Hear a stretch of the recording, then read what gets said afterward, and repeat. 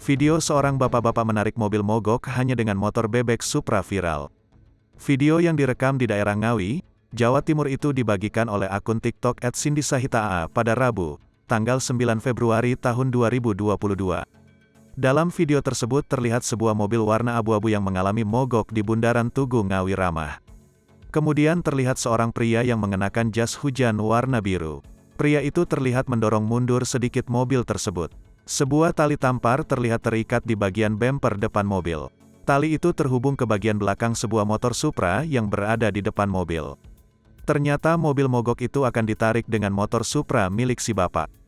Bapak-bapak itu lalu menaiki motornya dan mobil berhasil ditarik. "Supra bapak nih bos," tanda pagar Supra 125, tulis pengunggah. Unggahan ini pun mendapat banyak komentar dari para netizen.